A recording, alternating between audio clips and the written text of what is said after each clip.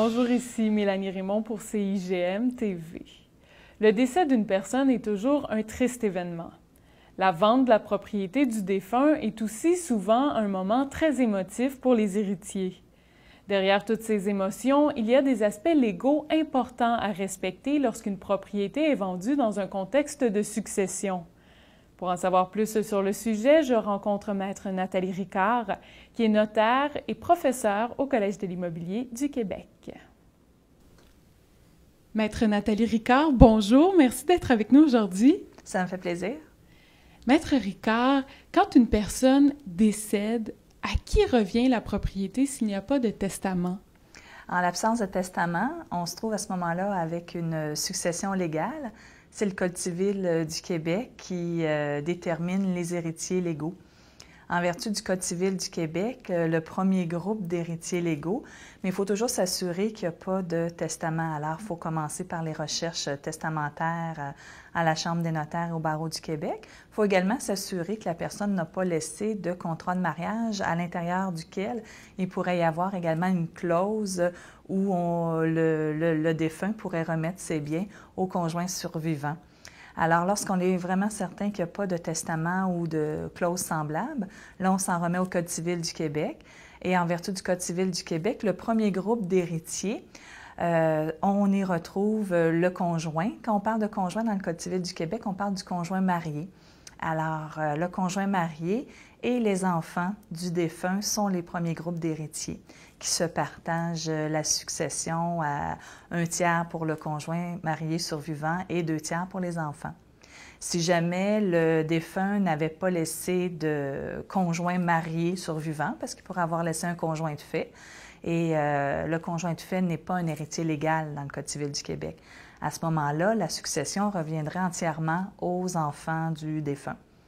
Et si c'est une autre situation, c'est-à-dire qu'on a laissé un conjoint marié survivant, mais pas d'enfant, là, à ce moment-là, le conjoint marié n'hérite pas de tout immédiatement. On passe dans un deuxième groupe d'héritiers qui inclut le conjoint marié pour 2/3 des biens et la famille du défunt, c'est-à-dire ses parents, père, mère et ses frères et sœurs, pour 1/3 de la succession.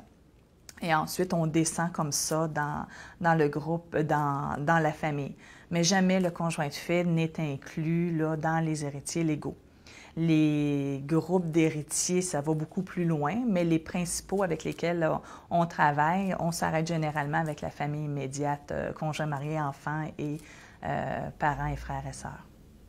Et s'il y a seulement une personne qui hérite de la propriété et qu'elle veut la vendre, quelles sont les étapes à suivre?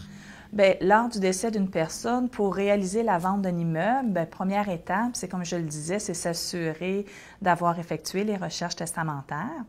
Et les étapes vont être un petit peu différentes s'il y a un testament de la succession dans laquelle il n'y aurait pas de testament. S'il n'y a pas de testament, après avoir réalisé les recherches, l'étape suivante, ça va être de faire ce qu'on appelle la déclaration de transmission de l'immeuble.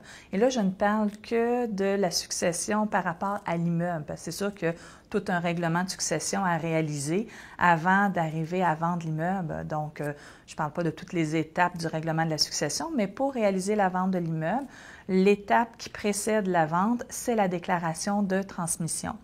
La déclaration de transmission, c'est un acte qui doit être fait devant notaire. Et dans la déclaration de transmission, on va venir identifier le défunt, son décès, également le fait qu'il n'a pas laissé de testament, et on va venir identifier les héritiers légaux.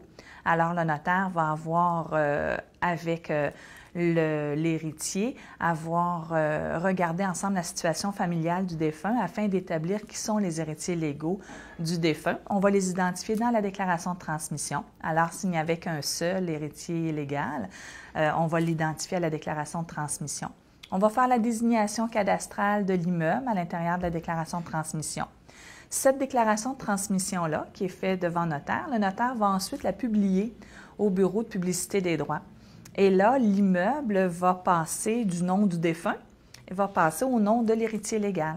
Et maintenant, l'héritier légal est devenu propriétaire en vertu du décès et ça lui permet par la suite de faire une vente régulière qu'on connaît comme un propriétaire. Son titre d'acquisition, c'est la déclaration de transmission plutôt que d'être un contrat d'achat.